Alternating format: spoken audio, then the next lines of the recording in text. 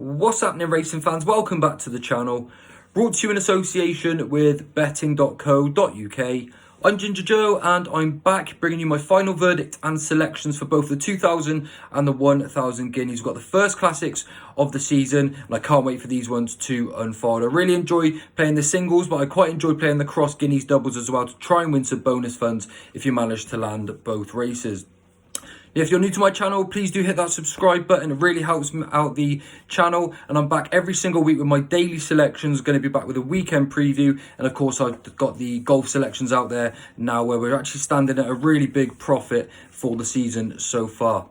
And if you'd like to get my selections before they go live anywhere else, you can check out my column on betting.co.uk, or you can come over and join my free horse racing and golf group chat using the link in the description below. But with it being quite late on Friday, let's get straight into the action and take a look at both races. And we'll start off by taking a look at the 2000 Guineas, of course, the highlight of Saturday's action.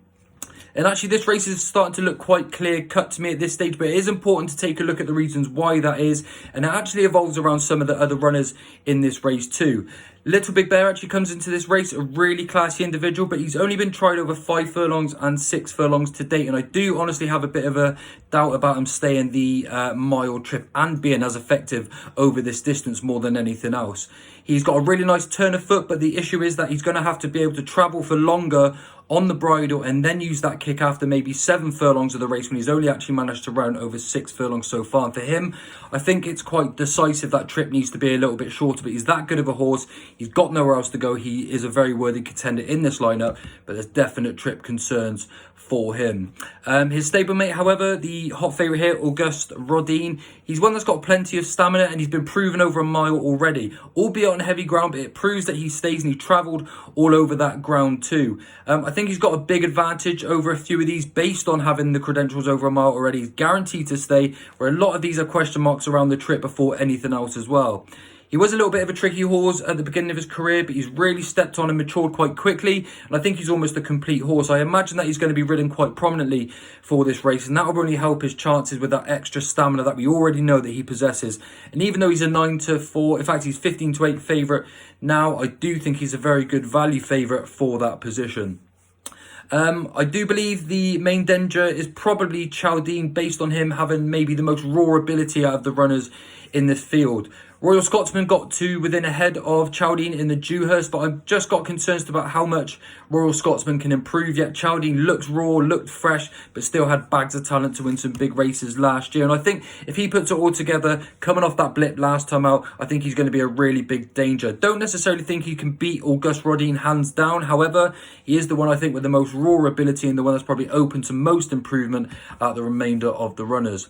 It's a bit of a difficult race to weigh up, but I do think the prominence of Auguste Rodin's going to play into his hands, and I think you expect to see the likes of Chaldine and Royal Scotsman coming on late in the race as well. I'd love to see Little Big Bear run a big race here too, but I can't see him being effective over this trip with that turn of foot, and I think the race just opens up for Auguste Rodin in the first. So I'm going to back Auguste Rodin in a single, and I will have a go on Chaldine as well, and I will double them up with my selections for the 1000 Guineas too.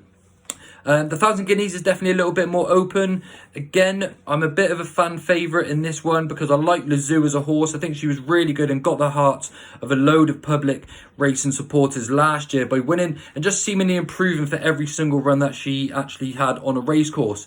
Now, I've definitely got concerns on paper about her seeing out the 1 mile trip, but the way she battled, the way she improved last year, if she's filled out into that frame a little bit more, if she's got stronger, which is probably quite likely, there is actually every chance that she could end up staying the mile, considering that she travels really nicely too. Unlike Little Big Bear, perhaps in the 2000 Guineas, where he's a little bit hot on the bridle, I think Lazoo's much more complete as a filly. She may travel into this best and still be able to be effective over this sort of trip. Now, Meditate and Tahira were really impressive both last year when they actually met at the Curragh, and Tahira actually got the better of Meditate that day in a very, very good race over 7 furlongs. But I do feel that stepping up to a mile for Tahira is going to be a big question mark. Even though it's only that 1 furlong more, Meditate has actually stepped up in trips since and managed to get a win in pretty good fashion, looking like she's actually going to improve again. She actually reminds me quite a lot of the filly they had Found, who actually ended up winning the Arc, but she looks really, really classy. and I think the trip may be the affected dividends where she gets the better of Tahira this time too. One I really like to mention, I think it's going to have a massive chance here, is Remarquee for Ralph Beckett. Now, she was very impressive first time out to win over 6 furlongs. She then bolted up 2 weeks ago at Newbury over 7 furlongs, and again looking like that she had plenty of pace. It looked like she could step up to the mile and probably improve again. We've already seen she's got pace by winning over 6. She's likely to stay the mile and looks more impressive, seemingly like she might be more impressive over a mile. So I think she's going to have a really big chance if she can get close to the front too. But the one I'm going to put up is Meditate. She's been there improving it over a mile at the end of last season. She'll be fully geared up for this, and there's no reason to doubt Ballydoyle getting a second classic winner for the weekend. I do think Meditate's going to be the likely winner here, but my second selection is definitely going to be Remarquee. I think she's much more class than what we've seen so far, and she's definitely still open to significant improvement, and she comes into this race completely fit and raring to go. Off the remainder, perhaps Tahira. I'm not necessarily keen on Mama's Girl here. I think the form may look okay at the moment, but I don't think it stacks up too well in the long run. So for me, Meditate gets the job done, followed up by Remarquee with some improvement. Now, I'm going to play those as the win singles, and then I'm going to play the cross doubles as well. So I'm going to put up Auguste Rodin and Chaldine in the 2,000 guineas, and then in the 1,000 guineas, I'm actually going to put up Meditate and Remarquee, playing them as the singles and the cross doubles, and hoping to get a few extra quid in the back pocket. So that's just the preview for those 2 races. Do let me know who you fancy. I'm really intrigued to see who you fancy and why you fancy them, because tactically it's a very interesting race. And as I said, if you want to see my full list of selections for the weekend and the opportunity to win a free bet every single week, come over and join my free group chat using the link in the description below. All you got to do is click that subscribe button first. Now, thanks for joining me again. See you all real soon, and good luck with your bet. Bye.